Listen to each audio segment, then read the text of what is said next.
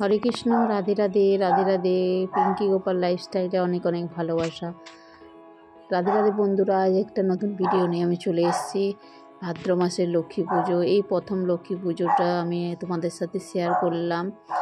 এই লক্ষ্মী পুজোটা আমি কীভাবে এই বাড়িতে পুজো করছি সেই ভিডিওটা তোমরা সম্পূর্ণ ভিডিওটা দেখো। আশা করি তোমাদের নিশ্চয়ই ভালো লাগবে।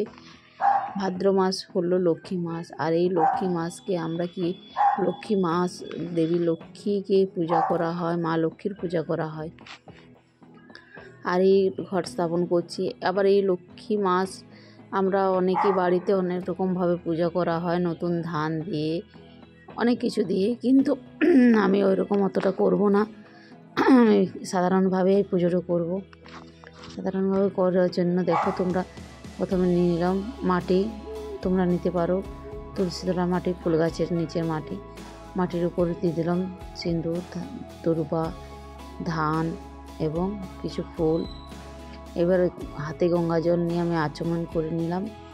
আচমন করে পরে আমি বিষ্ণু স্মরণ করে নেব। ও নম ও পবিত্র পবিত্র বা সর্বভস্তঙ্গত বিভাজশ্বরিত পুণ্ডরিকাক্ষ সবাজ্য অভ্যন্তর নমসূচি নমসূচি 3 বার বলে নিয়ে আমি প্রণাম করে নিলাম।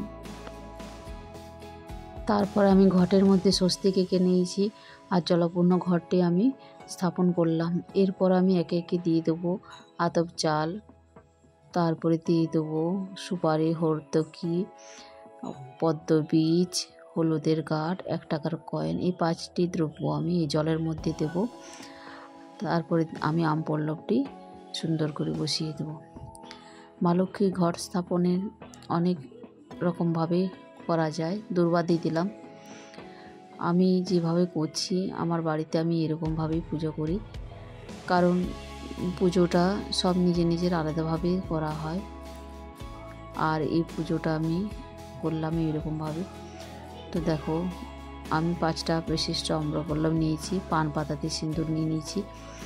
আর এই সিঁদুরগুলো আমি 3টা ফোঁটা দিয়ে দিয়েছিলাম। তারপরে দেখো, আমার পিতলের ডাব আছে, ডাবও 5টা সিঁদুরের ফোঁটা দিয়ে দিয়েছি।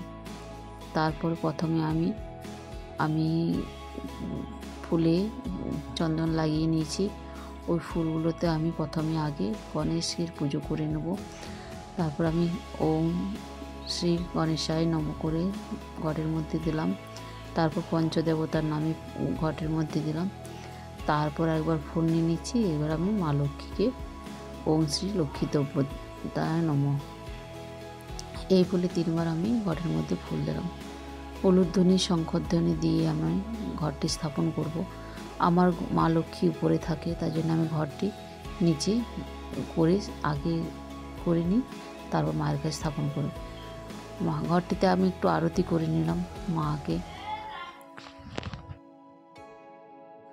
ধূপ দেখিয়ে নিলাম ঘটের মধ্যে। নিচে মা লক্ষ্মী থাকলে খুব ভালো হতো, কিন্তু আমার নিচে জায়গা নেই, সেই জন্য আমি মা লক্ষ্মীকে ঘটের দিয়ে উপরে স্থাপন করলাম। মা লক্ষ্মীকে প্রথমে ফুলের মালা পরিয়ে দিয়েছিলাম, সিঁদুর পরিয়ে দিয়েছিলাম, বাকি ঠাকুরদের পুজো করে নিয়েছিলাম। দেখো, ফুল তুলসী পাতা দিয়ে ঠাকুরদের পুজো করে নিয়েছি। এরপর আমি কিছু ফল দিই লক্ষ্মী পুজোর দিনে, আর এই ফলগুলোকে আমি প্লেটে সাজিয়ে আমি সব ঠাকুরকে নিবেদন করব। ফল মিষ্টি 2 রকমই দেওয়া হয়, যেমন সাধ্যমতো আমার আছে সেরকমভাবেই আমি দিই। একে একে ফল মিষ্টি আমি দিয়ে সব ঠাকুরকে আমি নিবেদন করলাম। আর গোপালকে তুলসী পাতা এবং ফুল দিলাম, আর জলও তুলসী পাতা ফুল দিয়ে দেবো। গোপালকে তুলসী ছাড়া নিবেদন করা যায় না, অবশ্যই তুলসী দিয়ে গোপাল সোনাকে নিবেদন করতে হয়। ভোগ গ্রহণ করে না গোপাল সোনা, অবশ্যই তোমরা সবাই জানো, আমি তা একবার বলে দিলাম। ফুলের আসন করে গোপালকে ভোগ নিবেদন করে দিলাম।